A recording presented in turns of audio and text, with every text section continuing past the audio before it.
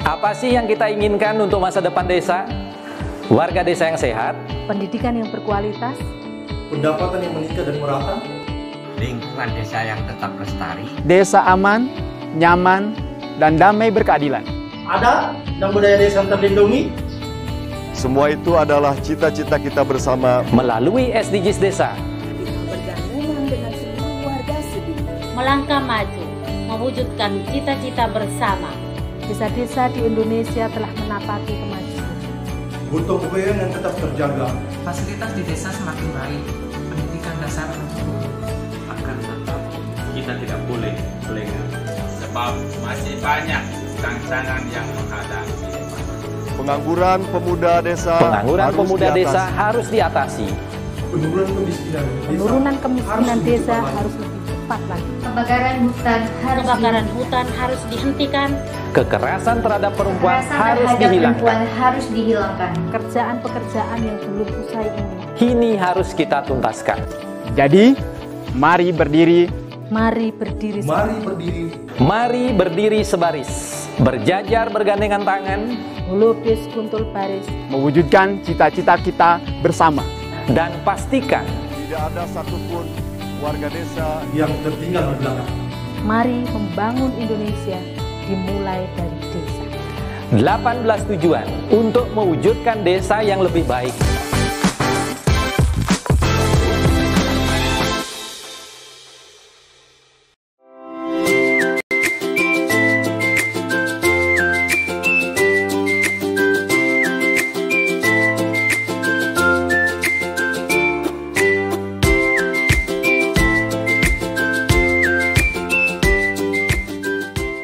Dapatkan kabar baik dan kebaikan desa dan perdesaan hanya di TV Desa News.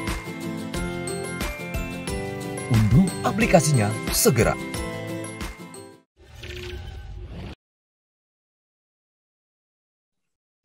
Salam bahagia kerabat desa Indonesia. Mari berdiri sebaris, lukis kontrol baris, salam SDGs Desa. Pagi ini kita akan melanjutkan untuk kembali membaca data-data SDGs Desa. Kemarin kita sudah sudah terbaca tentang goals yang pertama. Ini akan dicoba untuk bisa ada 2, goals yang kedua dan ketiga. Tapi kalau memang nanti cuma 2 ya nggak apa-apa. Jadi supaya teman-teman lebih menguasai, lebih memahami, karena semangat SDGs Desa, semangat SDGs adalah tidak ada satupun yang tertinggal. Jadi semua harus berdiri sebaris. Berdiri sebaris artinya tidak ada yang merasa sok tahu di depan.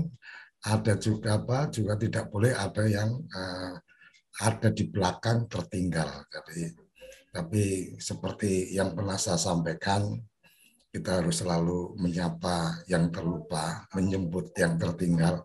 Tapi kembali lagi, kita hanya akan membawa mereka-mereka yang setia. Jadi kalau tidak setia nggak usah dibawa, nggak apa-apa.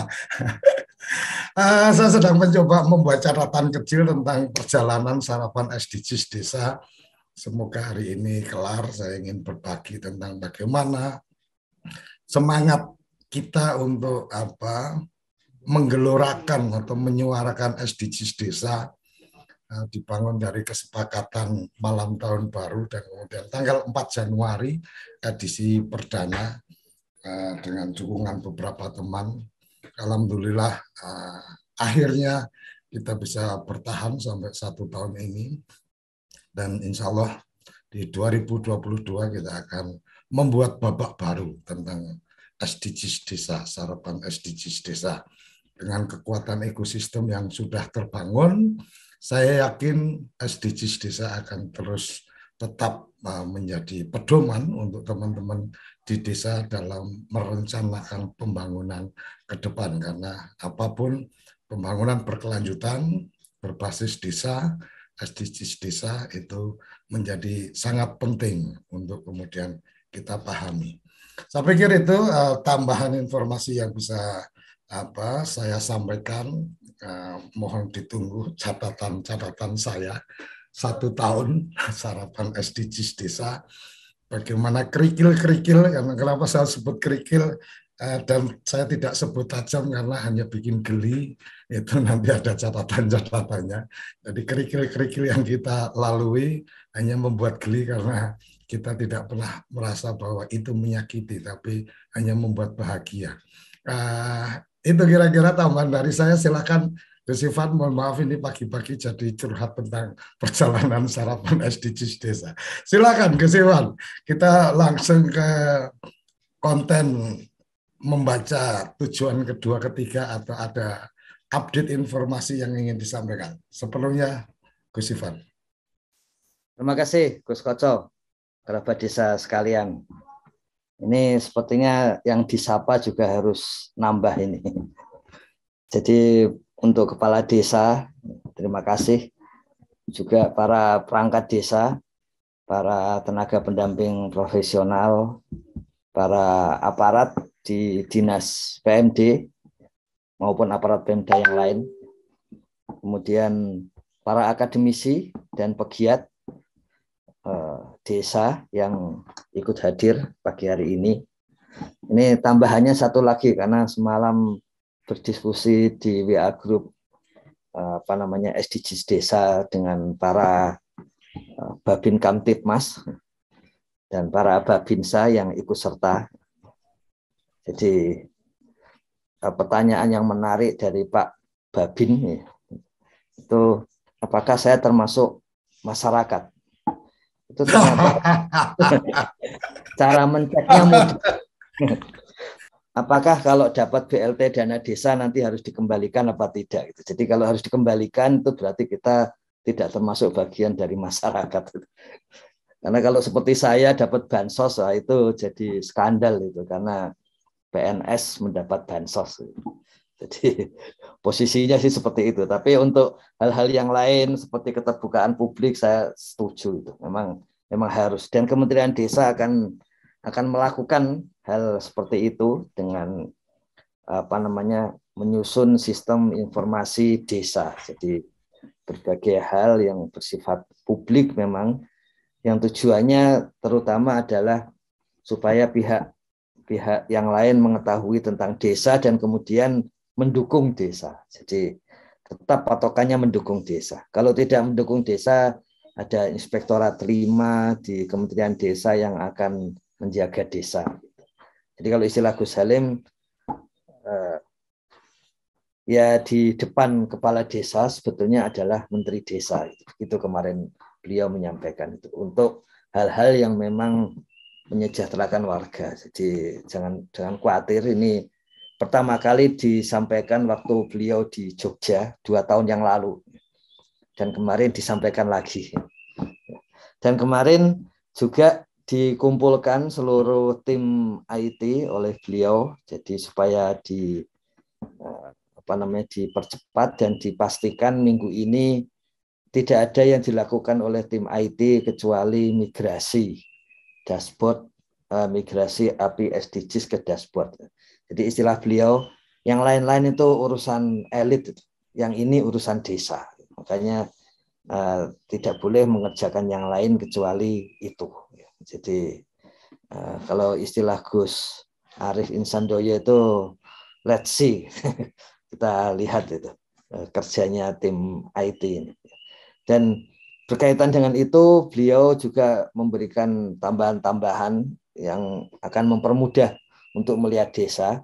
Misalnya beliau nanti akan ada menu untuk membanding antar wilayah.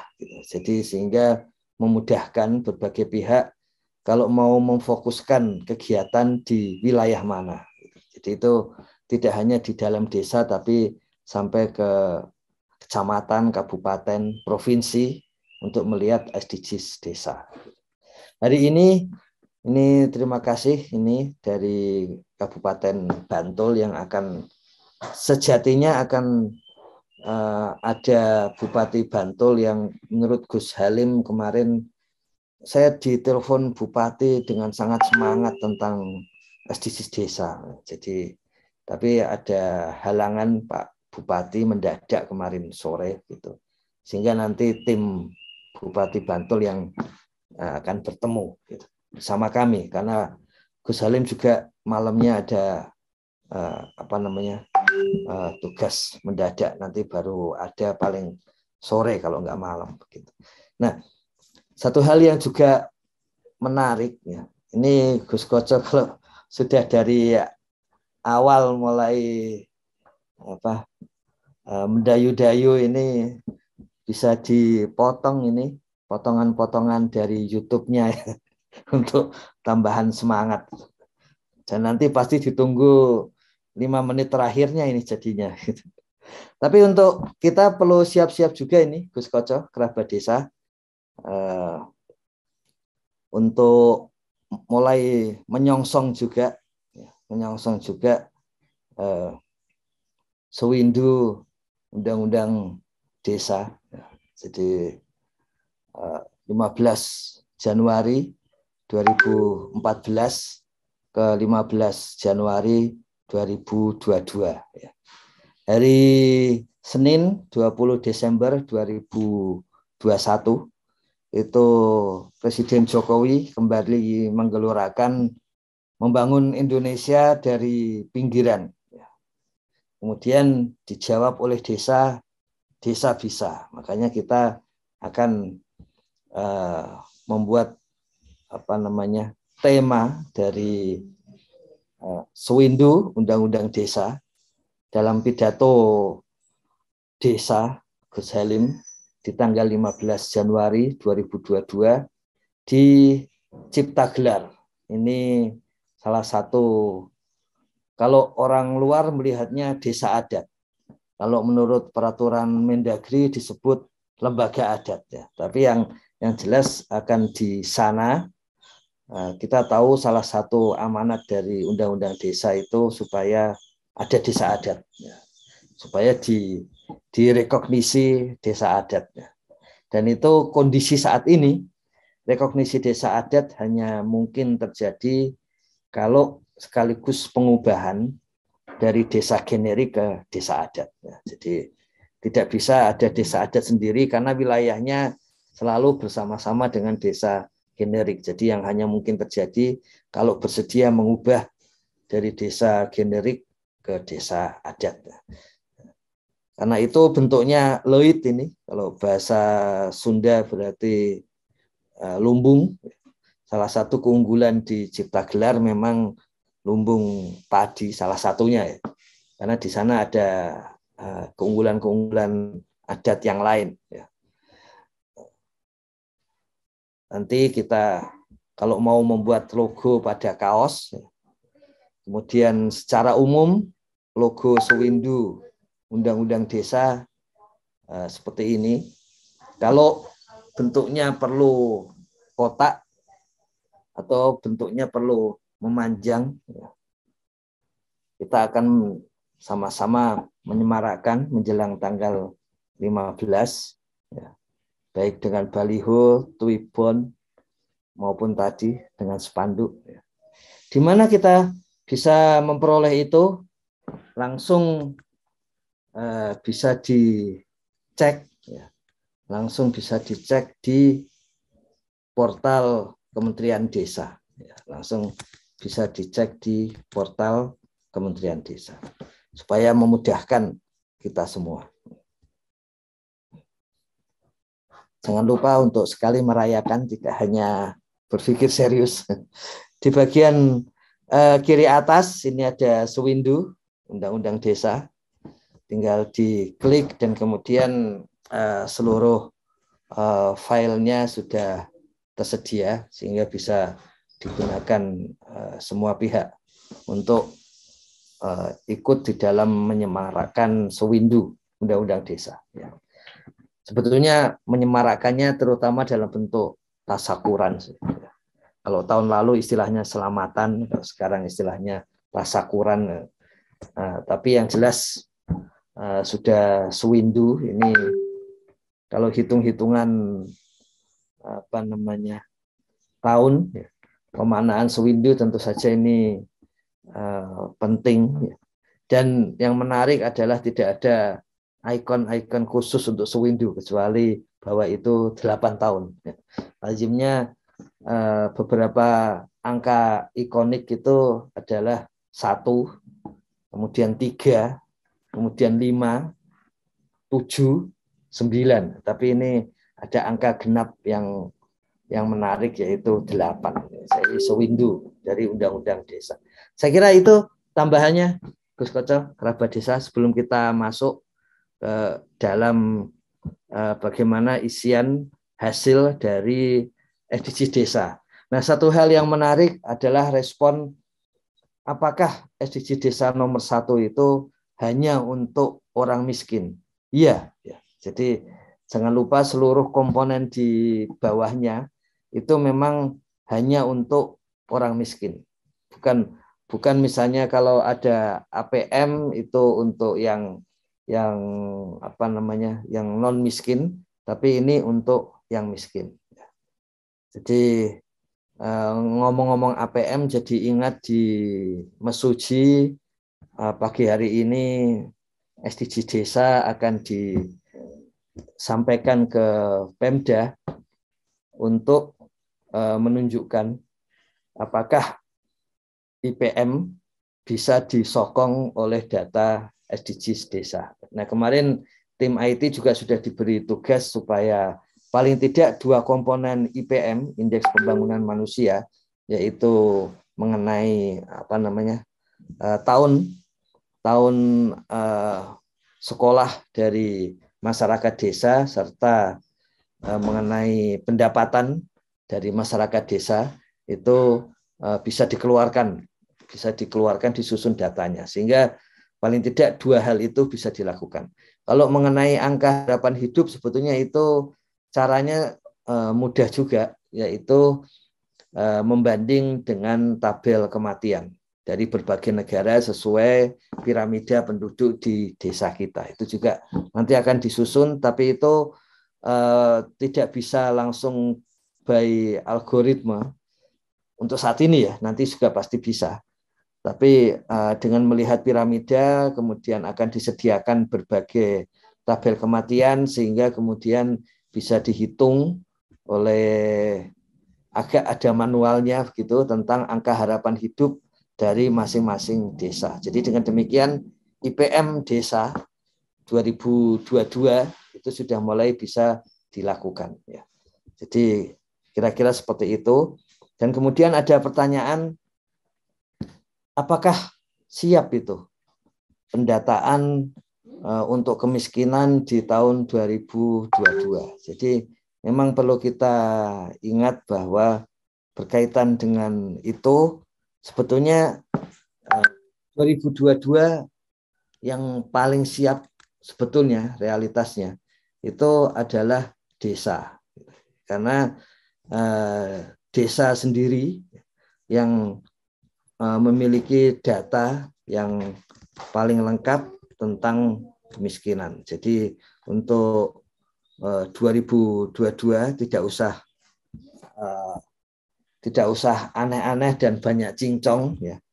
Tapi langsung melihat miskin ekstrim.kemendesa.go.id, kemudian melihat isi di dalamnya, dan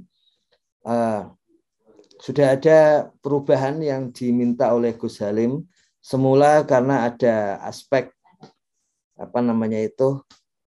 melihat aspek untuk melihat kondisi lapangan, maka harus ada download data terlebih dahulu. Gitu. Tapi Gus Halim sudah memastikan tidak usah merepotkan desa dengan kondisi terbaru, di mana yang dibutuhkan langsung desa harus siap dengan data, maka seluruh komponen kemiskinan langsung diolah dari database SDGs desa, dan kemudian desa tinggal mengambilnya. Ini adalah bagian atau situs atau web di mana desa sendiri yang bisa mengetahui kondisi warganya satu persatu. Jadi nanti tambahan dari Gus Halim tidak hanya mengenai kebutuhan dari warga miskin ekstrim, tapi adalah kebutuhan dari seluruh warga desa. Kebutuhan dari seluruh warga desa. Ini sedikit mengingatkan pada salah satu film pada waktu ada dua tetangga masuk ke satu lift gitu. Sementara yang satu sudah mengetahui kondisi tetangganya. Hari sebelumnya dia tidak mengetahui kondisi tetangganya. Tetapi hari itu dia mengetahui kondisi tetangganya dan pandangan dia terhadap tetangganya menjadi berbeda.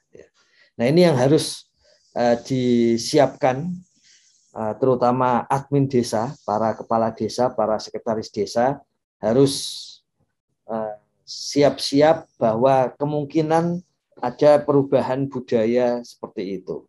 Ada perubahan rasa seperti itu. Karena untuk pertama kalinya nanti ada tambahan satu menu yang isinya satu tabel tentang per warga di desa, dan kemudian di bagian kanannya itu adalah kebutuhan untuk masing-masing warga. Kita ketahui bahwa data SDGs desa menghasilkan 67 jenis kebutuhan warga dan 19 ya, jenis kebutuhan keluarga.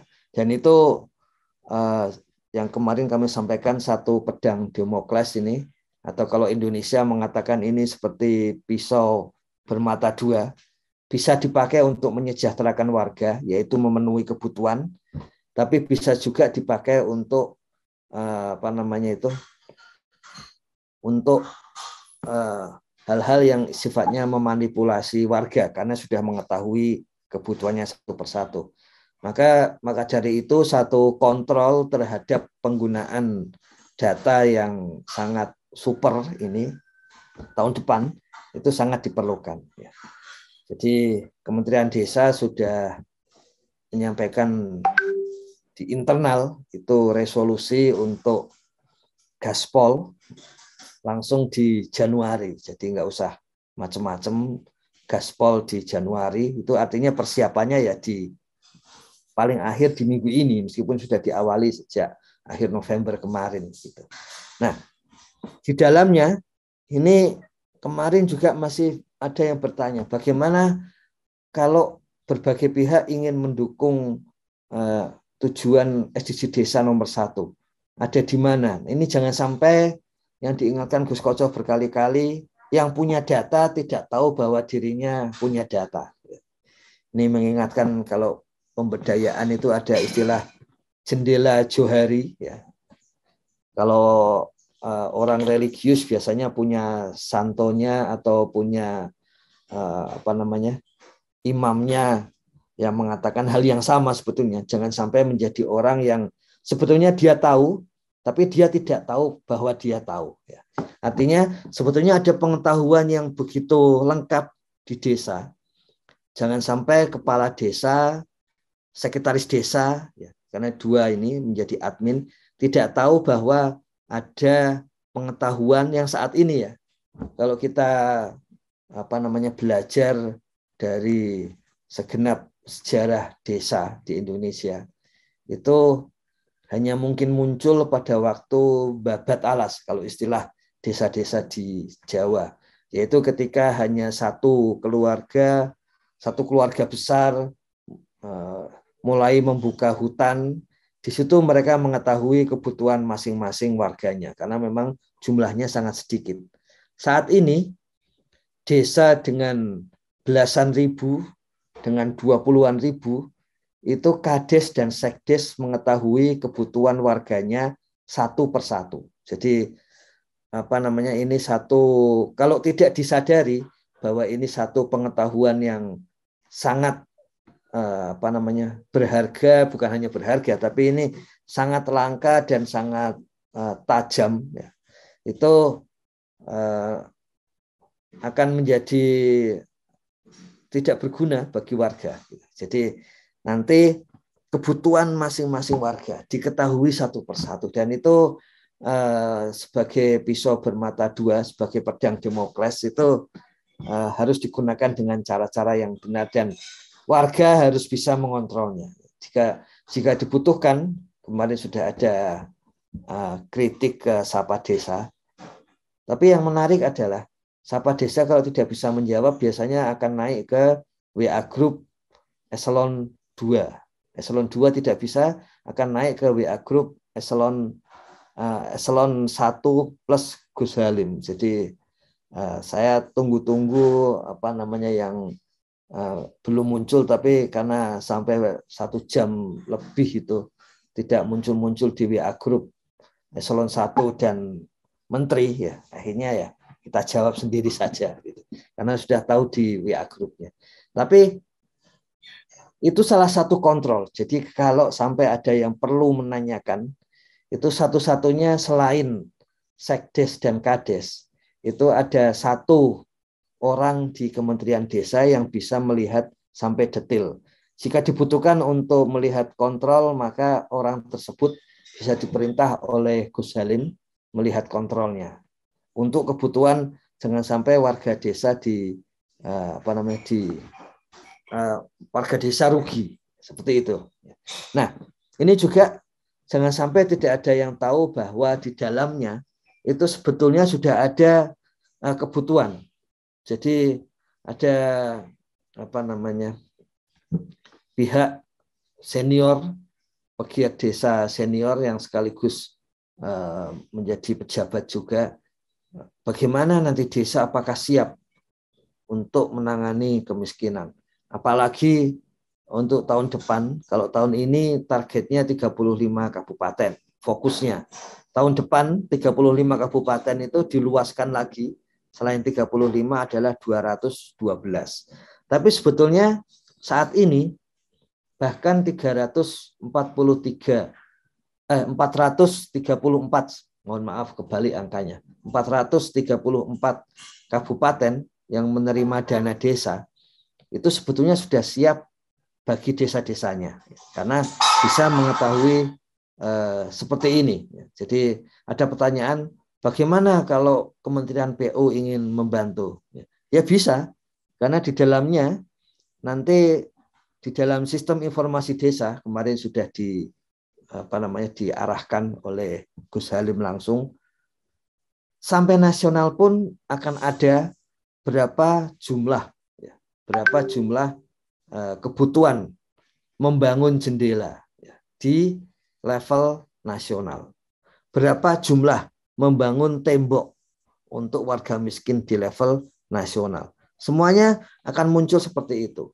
Kalau Kementerian Pendidikan dan Kebudayaan serta Dikti, kemudian Kementerian Agama yang berkaitan dengan pendidikan ingin melihat berapa beasiswa yang diperlukan kepada warga desa, berapa kejar paket A, kejar paket B, kejar paket C untuk seluruh desa, berapa yang harus masuk ke dalam program ini. Itu di level nasional itu tahun depan setidaknya, karena tahun depan itu tinggal seminggu lagi.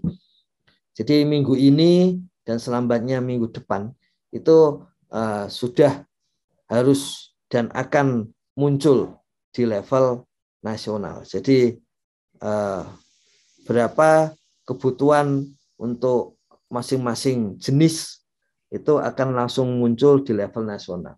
Ini pada draft, ini belum yang naik ya. Ini pada draft yang kemudian diperbaiki oleh Gus Halim. Ini adalah berapa kebutuhan hanya pada desa-desa yang sudah menarik datanya. Jadi karena 3 bulan yang lalu itu adalah ada upaya untuk mencek ke desa dan kemudian desa memberikan oke, baru datanya dianggap declare ya, dideklarasikan.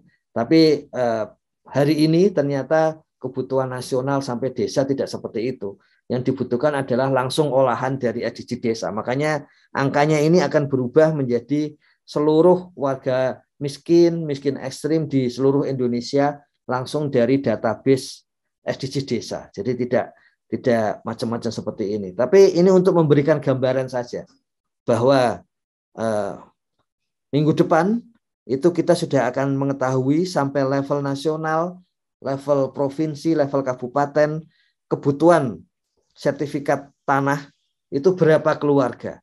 Kebutuhan jamban untuk keluarga miskin itu berapa keluarga. Semuanya untuk keluarga miskin. Jadi untuk level nasional. Jadi kalau misalnya ini level nasional, kemudian kalau misalnya ini yang Jogja ingin melihat untuk level Jogja, maka kemudian kalau yang ini masih mengapa segini?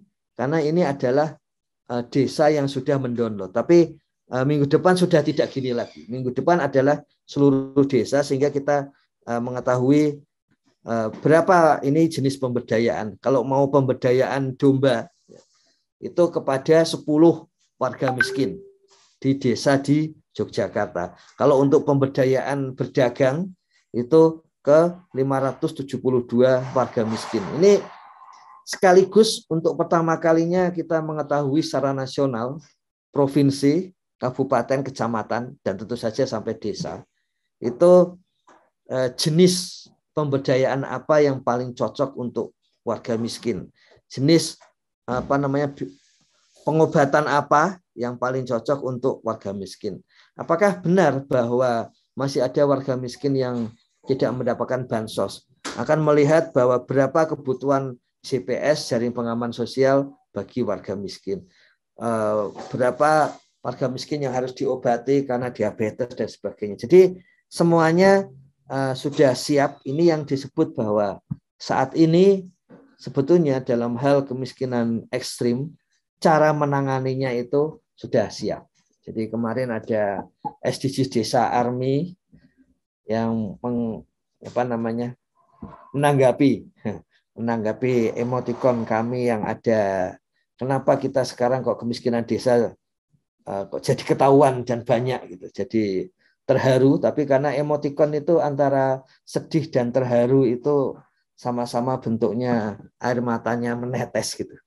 Jadi ada yang menanggapi, wah jangan jangan menjadi sedih, justru harus semangat karena sekarang untuk pertama kalinya kita bisa mengkalkulasi apa yang harus dibutuhkan, apa yang harus dilakukan dan berapa, bukan hanya apa, tapi berapa, dan itu detail untuk warga miskin dan miskin ekstrim. Jadi oleh Gus Halim ini yang bagian 1, ini tidak hanya tingkat kemiskinan desa, tapi tingkat kemiskinan ekstrim dan kemiskinan yang tidak ekstrim. Ya.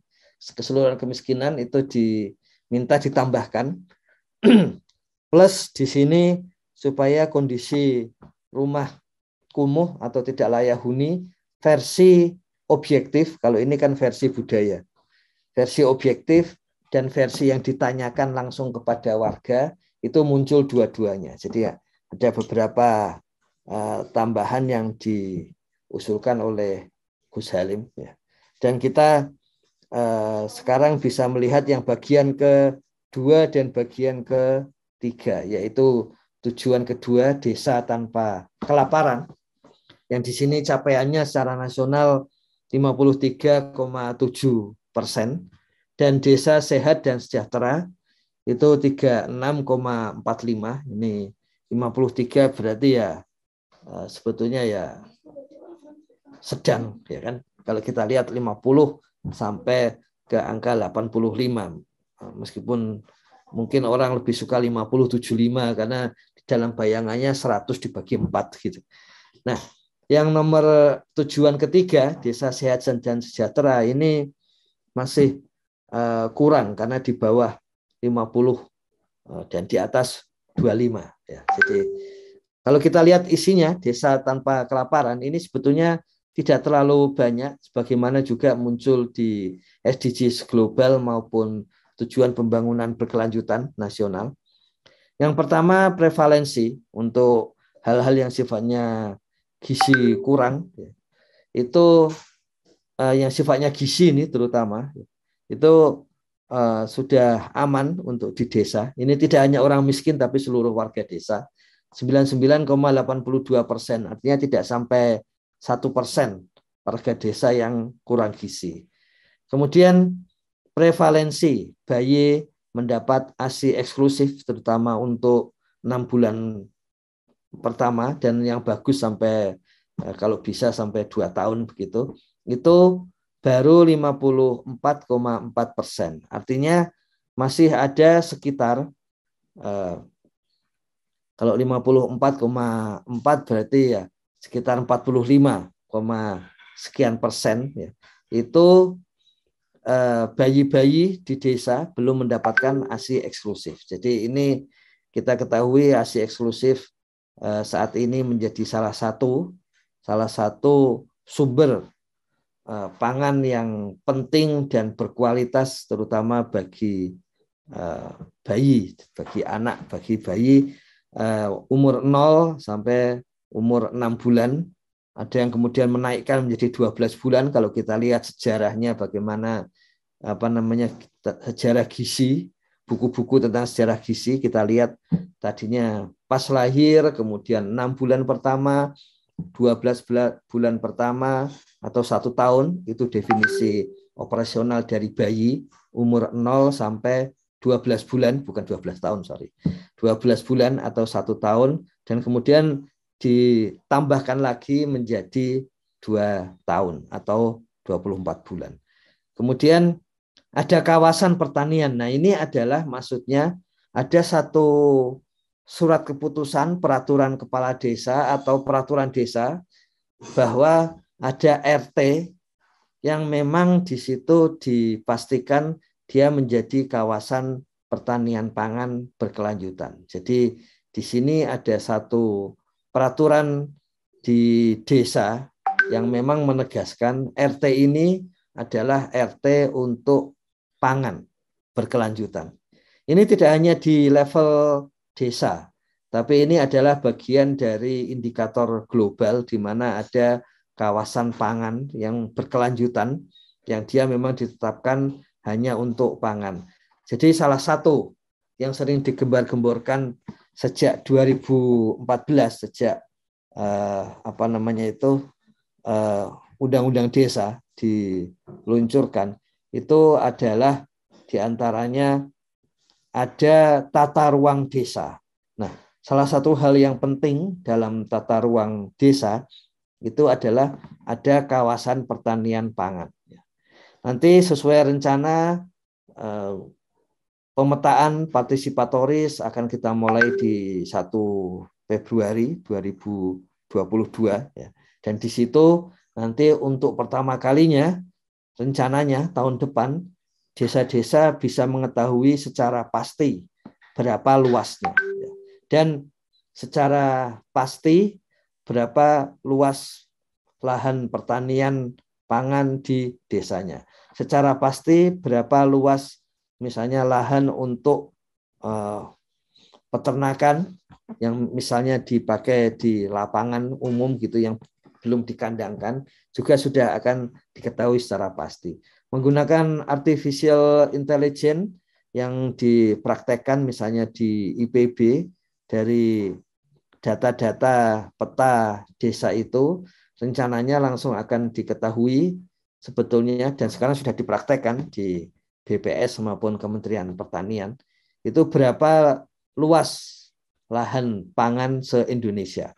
Tapi bagi kita nanti setiap kepala desa, sekdes bisa mengetahui berapa luasan detailnya untuk padi, untuk jenis-jenis tanaman lain karena di IPB dengan peta sudah langsung terbaca nama tanamannya. Sehingga pertanyaan lama, bisa nggak dari desa kita mengetahui berapa jumlah, bukan hanya berapa jumlah pohon, seperti pohon durian, kemudian berbagai pohon yang lain yang sekarang sudah mulai dihitung, ya. Tapi juga berapa sebetulnya nanti yang akan dihasilkan dari lahan padi. Ya. Apakah ada kemungkinan desa kita kelaparan, ataukah desa kita tidak akan kelaparan dengan melihat kondisi terakhir dari peta itu. Ya, jadi Kementerian Desa kemarin sudah ditekankan Gus Halim kalau tahun ini batal melanggan artificial intelligence pemetaan dari Google, nanti tahun depan harus bisa melanggan sehingga langsung bisa mengetahui bukan soal deskripsinya, tapi sudah bisa menggunakan analisis peta real ya. Yang sekarang dibutuhkan kan poligonnya. Tapi kemudian setelah ketemu poligonnya, itu kemudian yang dibutuhkan lebih lanjut adalah analisis. Misalnya sudah ketemu poligon ini, RT yang punya kawasan pertanian, kemudian terdapat menggunakan AI-nya IPB, lahan pertaniannya berapa, maka bisa diketahui apakah desa kita akan aman secara pangan. Ya, kita tahu salah satu dana desa untuk ketahanan pangan itu nanti kita sudah bisa mengkalkulasi sejauh mana desa kita aman pangan. Jadi untuk SDGs desa itu memang ada pertanyaan apakah ada kawasan pertanian pangan berkelanjutan. Di sini sangat mudah. Apakah sudah ada ketetapan desa tentang bagian dari lahan di desa yang memang dipastikan untuk pangan, ya, untuk ketahanan pangan. Ini memang belajar secara arif tidak hanya Indonesia, tapi dunia belajar secara arif terhadap kearifan local wisdom tentang ketahanan pangan, dan kemudian dirumuskan menjadi salah satu sasaran SDGs desa, yaitu ada kawasan pertanian pangan berkelanjutan. Kalau kita lihat di sini ada 6,88, ini artinya 6,88 atau sekitar 7% RT di Indonesia yang saat ini terkumpul 511.000, itu yang memang difokuskan untuk ketahanan pangan. Jadi kita ketahui kuesioner SDGs desa, ada kuesioner desa, RT, kemudian keluarga dan warga. Nah, begitu berkaitan dengan kawasan, maka bentuknya itu adalah menggunakan kuesioner RT.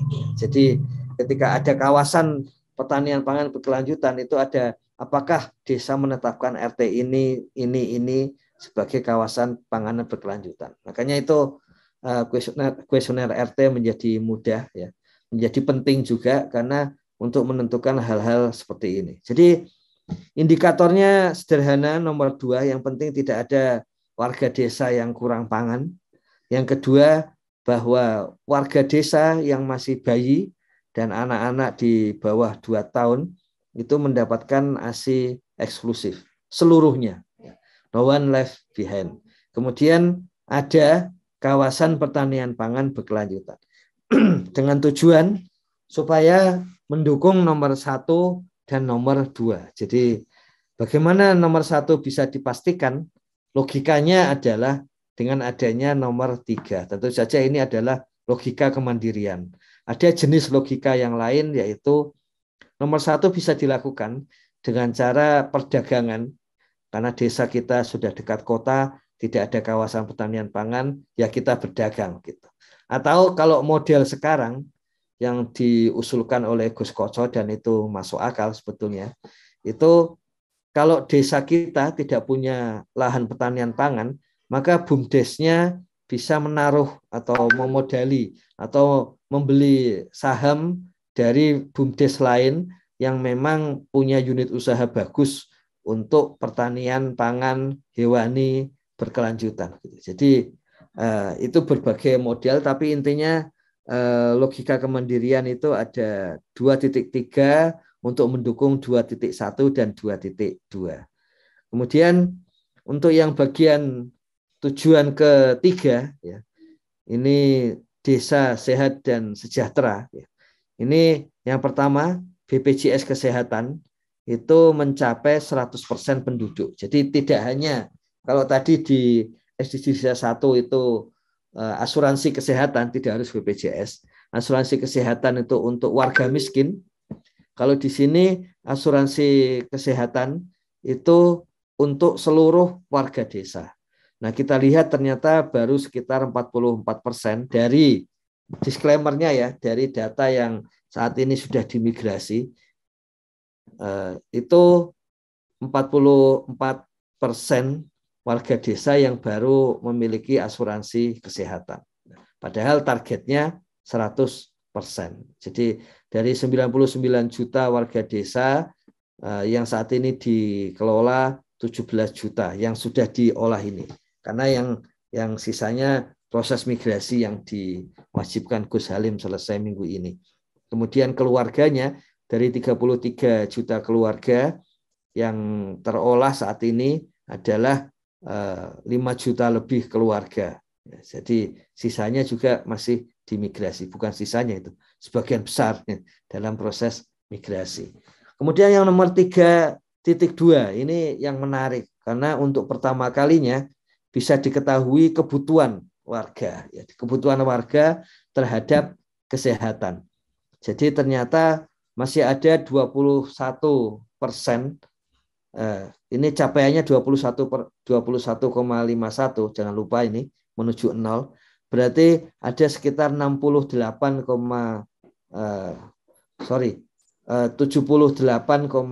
sekian persen ya. Itu yang dia butuh kesehatan, butuh fasilitas kesehatan, tapi tidak bisa menjangkau fasilitas tersebut. Dia sakit, dia butuh sehat, tapi tidak bisa menjangkau. Ini sangat banyak, 78, sekian persen dari warga desa yang pas dia sakit, dia butuh fasilitas, tapi tidak menemui, tidak bisa menemukan, tidak bisa akses terhadap fasilitas itu. Kemudian persalinan untuk ibu yang hamil dan kemudian melahirkan menggunakan tenaga kesehatan medis yang terampil. Jadi kalau dulu namanya tenaga medis, sekarang disebut yang terampil. Karena dengan demikian, maka kalau dukun bayi, tapi sudah dilatih oleh tenaga medis, dia akan masuk di sini. Kalau kira-kira di tahun 90-an sampai awal ya tahun waktu itu sampai 2000 awal ya, itu begitu dukun bayi maka tidak masuk di dalam konteks ini. Padahal untuk desa ternyata bahkan ketika menggunakan bidan itu juga sekaligus menggunakan dukun bayi, karena kata perempuan di desa menggunakan dukun bayi selalu ada pijatan-pijatan yang enak, menggunakan bidan karena untuk memastikan kelahiran itu bisa lancar dan kemudian selamat gitu, tapi juga tetap menggunakan dukun bayi. Apalagi yang golongan miskin sepenuhnya menggunakan dukun bayi. Jadi makanya kemudian di awal tahun 2000 dari hasil kajian-kajian itu muncullah kemudian istilah terampil. Sehingga di sini dukun bayi yang kemudian ya karena di kesehatan jadi dia dilatih dan punya tanda bahwa dia pernah dilatih dan terampil itu masuk di dalamnya. Ternyata di sini di 41,72%. Nah, jangan lupa bahwa ini menanya kepada keluarga dan warga, bukan survei, tapi ini adalah sensus. Jadi ketika kita mengetahui 41,72%, itu kita ketahui berapa 58% orangnya itu siapa saja, itu diketahui ibu-ibu yang melahirkan tapi terpaksa tidak melahirkan bersama tenaga medis gitu. Nah, yang nomor 3.4 dan 3.5 ya. Ini mohon maaf ini 0 bukan apa-apa karena kemarin kami cek kepada tim teknis, rumus kami belum diimplementasikan, tapi ini sebetulnya sangat mudah. Berapa yang lahir, kemudian berapa yang ibunya jadi meninggal, ya, ibu melahirkan berapa, ibu meninggal berapa, kemudian dikalikan 100.000 kelahiran. Ya. Jadi ada pengalinya. Ini nanti akan ketemu. Tapi kalau menurut tim teknis ini akan dicek ulang ini, apakah angka 0 ini karena nilainya sangat kecil, ya sangat kecil, ataukah memang 0 karena algoritmenya belum jalan. Tapi ini angka yang akan keluar. Ini angka yang untuk pertama kalinya juga angka-angka analitis seperti ini muncul sampai level desa. Kalau sebelumnya angka seperti ini bahkan munculnya ini hanya level nasional. Baru-baru ini saja setelah reformasi muncul sampai ke level kabupaten. Tapi sekarang tahun ini akan muncul sampai ke level masing-masing desa. Kemudian yang punya prevalensi itu untuk HIV, TBC, macam-macam itu mencapai 0%. Jadi ini prevalensi itu nama lain dari persentase. Jadi kalau secara umum kita menyebut persentase khusus untuk para yang berkutat di kesehatan menggunakan istilah prevalensi. Jadi di sini warga desa relatif sehat. Tapi kembali kemarin disampaikan oleh Gus Halim bahwa kita harus ingat pada masa awal Presiden Jokowi ketika orang merasa sehat dan kemudian ketika memperoleh asuransi kesehatan nasional, BPJS Kesehatan yang kemudian menjadi dimurahkan, disubsidi besar-besaran, kemudian orang mulai memeriksakan kesehatan. Dan disitulah kemudian mulai diketahui bahwa ternyata saya berpenyakit. Ya, seperti itu. Jadi bisa jadi ini sudah disiapkan rancangannya, kebijakannya, kalau sampai dibutuhkan pemeriksaan ya, kepada warga desa. Yang paling alternatif yang utama adalah meningkatkan 3.1. Jadi begitu 3.1, maka ada peluang bagi warga desa untuk memeriksakan kesehatannya.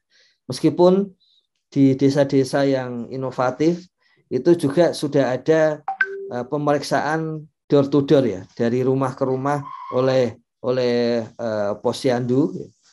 Bahkan sampai ada yang menyiapkan infus kalau memang dibutuhkan sampai ke rumah, kemudian selain mobil desa siaga juga ada yang sudah berbentuk ambulan kerjasama dengan puskesmas dan sebagainya.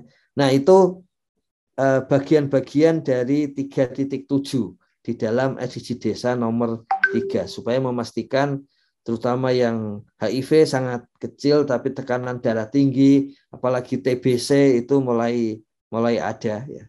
Narkoba hampir tidak ada, obesitas juga kecil ya.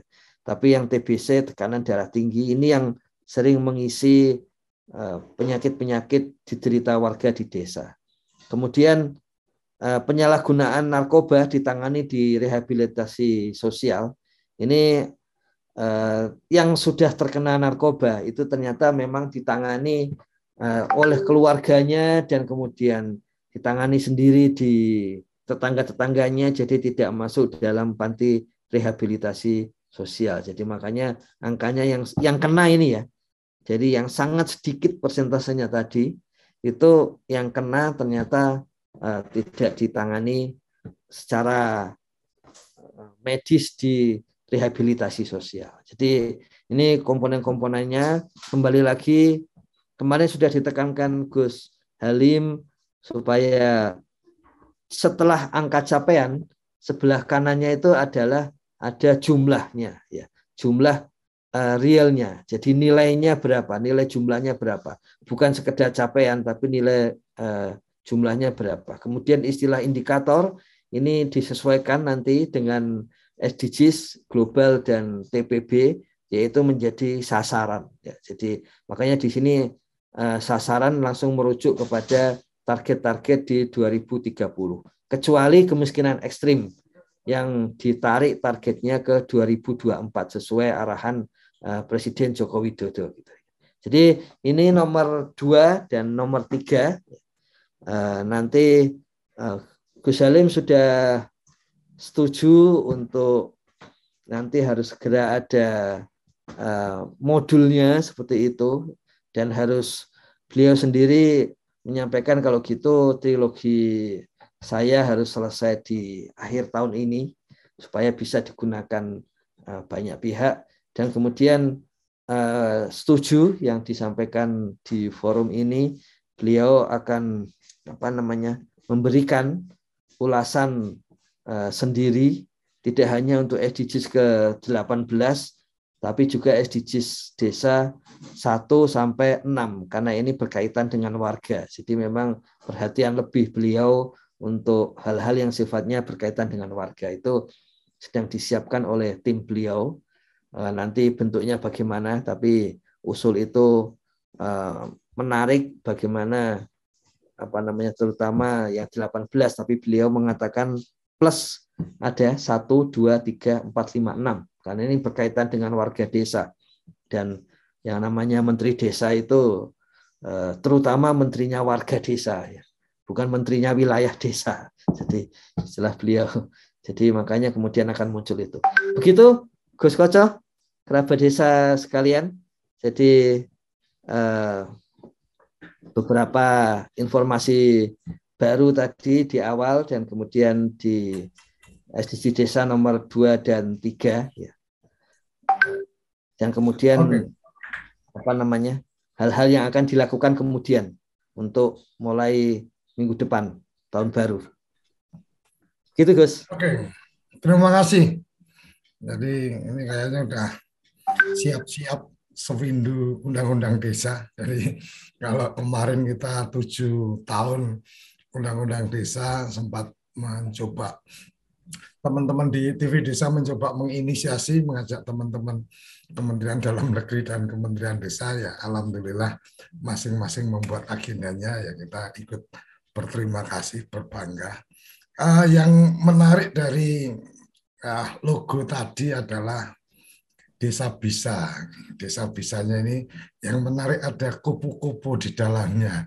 Jadi kupu-kupu di dalamnya 8 tahun mungkin saya memaknai seperti halnya SDGs desa, sarapan SDGs. Awal-awal itu seperti sesuatu yang menakutkan. SDGs desa akan menjadi beban untuk desa, akan menjadi beban untuk kepala desa, perangkat desa, terlalu banyak data yang harus diolah dan seterusnya. Ibaratnya sebelum melihat kupu-kupu kita melihat ulat yang menakutkan, yang menjijikkan gitu kan. Akhirnya kita harus bertahan untuk kemudian memberikan edukasi, memberikan pencerahan. Ibaratnya seperti kepompong, kita diserang sana sini ya diam saja gitu kan. Ya alhamdulillah 2022 kemudian SDGs desa tampak begitu indah, selayaknya kupu-kupu yang terbang yang kemudian setiap orang jatuh cinta kan gitu. Sama halnya dengan undang-undang desa, hampir semua elit-elit di Jakarta mengatakan desa belum siap, akan ada pindah korupsi ke desa-desa. Banyak yang mempertanyakan kepala desa, perangkat desa tidak punya kapasitas dan seterusnya dan seterusnya. Alhamdulillah hari ini kita melihat bagaimana desa punya kemampuan yang luar biasa, bahkan mungkin lebih hebat dari pemerintah pusat karena BUMN ada yang merugi, yang akan kolaps juga, tapi terbukti juga di desa ada badan usaha milik desa yang mampu menjadi sumber pendapatan asli desa, yang mampu mengalokasikan anggaran, menyekolahkan setiap anggota keluarga harus ada minimal 1 orang sarjana, ada bahkan yang mampu mengalokasikan anggaran kesehatan, bahwa setiap warga akan mendapatkan kunjungan dari dokter yang digaji oleh desa. Ini ternyata negara harus belajar dari desa. Kupu-kupunya Desa Bisa, saya pikir ini menjadi isyarat bahwa desa begitu indah, SDGs desa menjadi sesuatu yang menarik untuk kemudian dicermati. Yang kedua mungkin catatan saya adalah tentang bagaimana mensikapi sesuatu yang baru, mensikapi permasalahan dan seterusnya. Saya masih ingat dulu dalam salah satu forum disampaikan bahwa kamu berada di posisi mana sebagai seorang pemimpin. Ada 4 level. Ketika ada bongkahan kayu di tengah jalan, maka ada satu orang yang melenggang begitu saja karena tidak melihat itu sebagai masalah. Jadi level paling rendah adalah masalah itu tidak terlihat oleh dia. Yang kedua, ada yang kemudian melintas dan melihat itu masalah, tetapi tidak berusaha menyelesaikan. Jadi lewat saja kemudian bercerita, oh di jalan itu ada batang kayu yang mengganggu jalan. Ya udah itu aja. Jadi hanya menceritakan bahwa ada masalah, tapi tidak melakukan apapun. Yang ketiga adalah melihat itu masalah dan berusaha menyelesaikan, mengangkat untuk menggeser kayunya, tapi tidak mampu. Artinya ini secara keilmuannya memang tidak cukup, sehingga tidak mampu menyelesaikan masalah. Tetapi ini level yang lumayan baik karena berusaha menyelesaikan. Yang ketiga adalah melihat itu masalah, melihat kemudian berusaha menyelesaikan dan bisa menyelesaikan masalah. Itu level yang diharapkan. Kemampuan untuk melihat masalah itu adalah bagian dari proses pembelajaran. Sarapan SDGs Desa salah satunya untuk kemudian kita bisa mendapatkan pembelajaran untuk mampu melihat masalah dan potensi-potensi yang ada. Saya pikir itu catatan yang bisa saya tambahkan, dan yang menarik, saya baru nyadar Gus, 18 SDGs itu kayaknya masih ada yang kurang juga ini, jadi mungkin bisa sampai 20 mestinya SDGs Desa. Karena setelah saya lihat 1 sampai 18 ini adanya cuma keterlibatan perempuan, tetapi bahwa kemudian keterlibatan yang berkebutuhan khusus atau keterlibatan disabel itu nggak ada. Kemudian keterlibatan perempuan ini saya mencoba melihat 1 sampai 18 ternyata juga belum ada tentang bagaimana perlindungan terhadap anak. Jadi di 1 sampai 18 ini tentang anak dan disabel sepertinya belum ada. Saya tidak tahu itu akan menjadi masuk di mana, apakah cukup di bagian kesehatan, cukup di bagian pendidikan, karena memang tanpa kita sadari kadang-kadang kita melupakan bahwa ketika bicara perempuan maka mesti ada bagaimana pemberdayaan perempuan dan perlindungan anak. Dan ketika kita bicara teman-teman yang punya kebutuhan khusus, maka sebenarnya ada ruang-ruang yang memang secara spesifik perlu kita berikan. Kira-kira itu yang bisa saya tambahkan. Lebih menarik hari ini kita sudah mendapatkan pencerahan tentang membaca data kedua dan ketiga, goals kedua dan ketiga, dan mungkin saya juga akan mencoba mencermati apakah kemudian bagian-bagian dari 18 ini bisa dikelompok-kelompokkan kembali seperti yang dilakukan oleh bukunya Gus Salim. Itu ada 8 kelompok kalau nggak salah, tentang tanpa kemiskinan, kelaparan, peduli kesehatan, pendidikan, ramah perempuan, tumbuh merata, peduli lingkungan, kemudian berjejaring, dan desa tanggap budaya. Setidaknya Gus Salim sudah mengelompokkan menjadi 8. Teman-teman dari kampus waktu itu juga sempat menyampaikan ada bicara kewilayahan, ada bicara kewargaan. Ini kayaknya perlu ada perumusan kembali tentang bagaimana memahami SDGs Desa supaya lebih utuh dan lebih gampang dicerna, karena memang bagian-bagian untuk memudahkan itu perlu dilakukan oleh mereka-mereka yang kemudian punya semangat untuk menjadi pembelajar. Saya pikir sampai di situ pagi ini kita akan mengikuti nanti mungkin berikutnya yang ke-4, ke-5 sampai yang ke-18. Sampai di sini kerabat desa dan semua yang mengikuti acara ini, dan kita akan terus menggelorakan, menyuarakan, membunyi-bunyikan SDGs Desa sampai pada tahap berikutnya nanti kita memahami dan membumikan SDGs Desa di desa-desa seluruh Indonesia.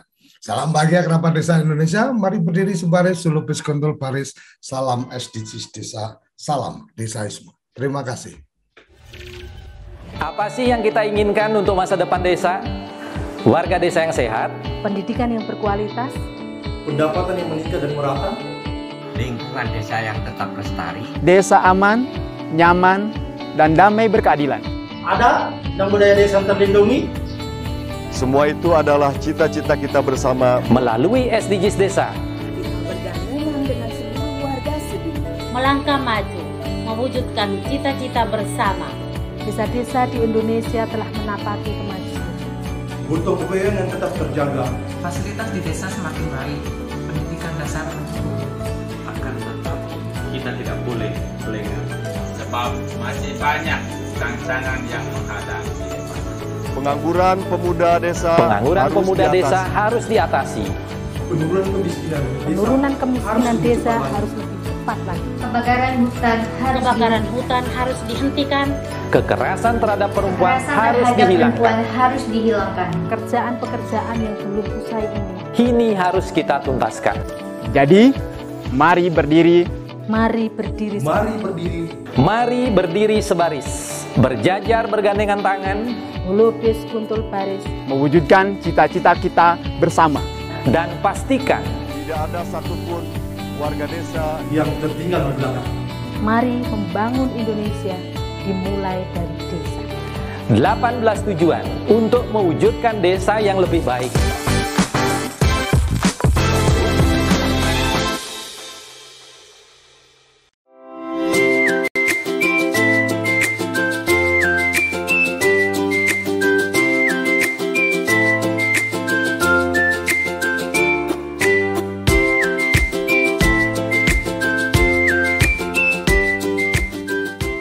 Dapatkan kabar baik dan kebaikan desa dan perdesaan hanya di TV Desa News. Unduh aplikasinya segera.